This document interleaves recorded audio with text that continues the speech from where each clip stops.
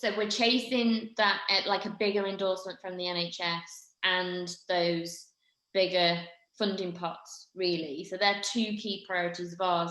And then just to circle back with kind of what we're all about, really, like the coach and the club, all the club conversations that we're having come back to exactly what you guys all said at some point in this call, that our sector is best positioned to step in and help all of these people. We've got the NHS rehab centres coming, but they're not going to be in every single location. There's going to be waiting lists. There'll be accessibility issues inherent with a service like that. And also, as we talked about it this afternoon, Cole, there's individuals who already are gym members or who work with the coach, that if they want to get help, they prefer to work with individuals they already have a relationship with versus necessarily having to go into a medical setting, which, as Cole just said before, is already in a compromised situation. So if an individual's out of an acute phase, if we can welcome them all in and be a huge part of the extension of that service, not only are we then providing relief to the NHS, but we're also, as Col opened up with, we've talked so much about COVID as a problem, long COVID as a problem, but not enough. We haven't had enough airtime yet as a sector about the role that we play in this rehab piece, because we can play a significant role in it. We can rehabilitate people, and that's part of a big piece of the argument that we're all having and conversations we're having with UK Active about why we're freaking essential as a service to support everybody. And then I guess the last piece on that is the more coaches that we speak to and a lot of the clubs that we're already working with and that are joining the initiative to help, whilst we're knocking on government doors of every level and funding doors as much as we can to widen the awareness and gain better acknowledgement, partly because as well, we can only help as many people as we're all able to communicate with. But if we have the additional support quickly from these bigger groups, we can let more individuals in the population know that help's to come. So I'm expecting that within the next few weeks, a lot of those big voices, you guys as, you know, representatives of coaches across the country and these global club chains that we're speaking with our combined voice, a little bit like together we worked so hard recently to overturn a lot of the restrictions, that we can present ourselves as the most viable and accredited rehabilitation option for everybody. I just got really evangelical, but I hope that made sense. I think the thing to stress as well, though, on that point of these big rehab centres is they are primarily for people who've been hospitalised, so who've been on respiratory ventilators, good point. Who've had, heart failure, strokes that have been brought on by COVID-19. Because it's a tiny pot of money in reality that they're investing in this, and it is going to primarily serve those people.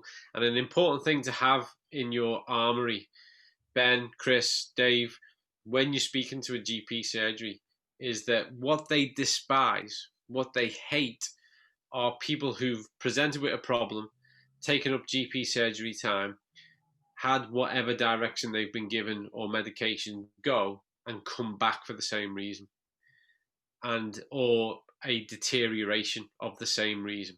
Okay, so that negatively impacts on their stats, but also consumes the one thing they have less of, which is time.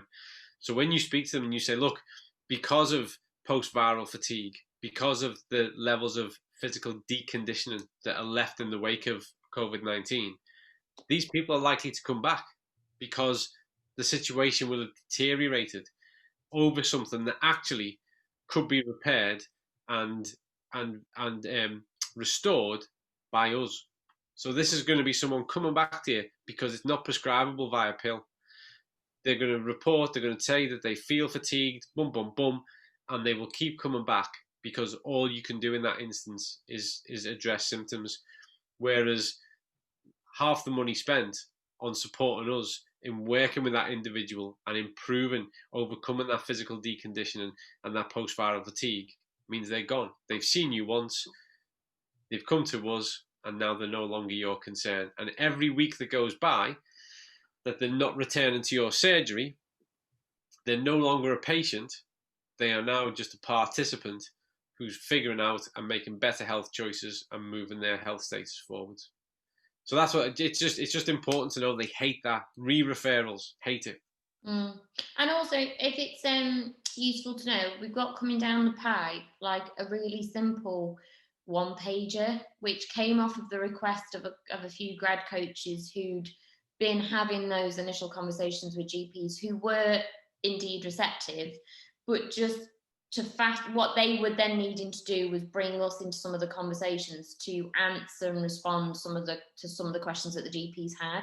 So the purpose of this little one-pager tool is to have those handy so that you can share that doc with those guys and then hopefully be able to receive people far quicker. So that's happening as well. And if there's anything like that you're going through these conversations, whether that's schools, employers, GPs, whatever, if there's any tools like that you think are going to support or aid you, then obviously let us know. And then similarly, Dave and Tomo, we're doing some bits for Robbo for the gym, which will be marketing oriented and local community messaging oriented. So that will help to drive awareness that you guys are available at Hoylake as well. Mm-hmm. Okay. Brilliant. Thanks. No, anything else from anyone else? No, I think you covered everything I was going to ask there in that last bit. Just wanted to clarify just slightly. You know, just going back to group sessions, are you talking more about like a chat, or are you on about physical training? Which one? Which version? I don't know. Before, I think someone said about online training, and it was mentioned like group sessions could be a part. But what I've found is working with cancer patients. I know I'm hating to going back to that again, but as I said, they link hand in hand. You're going to have people who are going to have different levels of fatigue, different comorbidities. For me, I think they need to be assessed and trained on a one-to-one basis. Now, I know that's not always possible, but what's your thoughts on that? Because I just heard big group session before, and I was like, oh. Well, it'd be small groups, so it'd be 2 or 3 that defined a small group. But I think you're right. I think to begin with, you've got to get on individual terms and understand where the individual's at before you can start to move them into a small group environment. You've really got to know where they're at individually so that you can manage them as part of a small group setup, 100%. So that's absolutely right.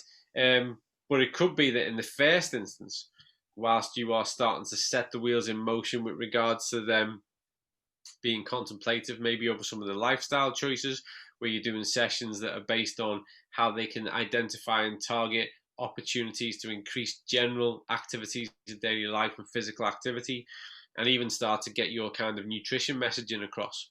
That's really safe and contained to do in these means, virtual means, and certainly as a small group. But yeah, when it comes to the exercise and how you would manage the exercise intensity, you need to know the person before you put them in a group situation. But again, it's just about the process. Would I do that if I was seeing them in the gym? So if I'd done those initial assessments and thought, right, I know where everyone's at, and I'm going to manage 3 people at the same time, small group in the gym, I'd be happy to press go on that. I wouldn't be happy to do it remotely. Because whilst I'm there with them, I can pick up on every kind of nuance of what they're doing and be there from a fail-safe point of view. But ideally, you're going to have wanted to invest some reasonable one-to-one time with that person before you can say, right, now you're ready to be able to go into a small group environment, and we can continue down that road. Ultimately, as to all 3 of you, as coaches, you know, you're going to use that insight and expertise you have regards the individual to make the best choices for them as to what environment is best fit for them and is safest for them. And if at no point you're comfortable and you can say, no, this is okay, then 100% don't do it. Trust your gut instinct. If you think, I'm just not sure, then that answers it. Close the door. That's not the way to do it. I just think from an economies of scale point of view as well, and giving people access to a level of service so that they can afford it, it's really good to look at how you can make or take advantage of a small group situation, whether it is more discussive, topic led, getting your nutrition message across, getting your physical activity messages across, and that kind of stuff. Great, because people need that. I'd argue, we haven't got time for it now, but I'd comfortably argue that if 80% of our time as coaches was spent being able to meaningfully engage people on understanding the choices they need to make, and 20% facilitating what they do, we'd have way better outcomes. We'd change health. We'd change health and fitness across the board. But we don't. We do it the other way. 80% of what we do is there leading it, guiding it, managing it. 20% is getting our message across. And if we could, this might be, again, going back to what we were discussing earlier, maybe there's an opportunity in this where we flip that and we spend more time on that. Yeah, you're spot on there, because it's like people come to you. I was talking S&C now, or PT. They come to you, and the one thing they say, and you give them a program. Now they could do that themselves, but they go, "Yeah, but without you, I wouldn't be bothered doing it." So it's the flip side of things, isn't it? Yeah, it is. It is. That is the difference. I could go on about it all day. Literally, yeah, no. That's the kind of. I mean, that is the difference, isn't it? That is the difference. Yeah, definitely. Why doesn't just? I mean, we live in the age of information. There's no barrier to it. Why doesn't that make a difference? Because it needs to be wrapped up in how the person builds that relationship and that trust and gets it across. That's where if we can instill understanding in the processes and principles in people, far better outcomes.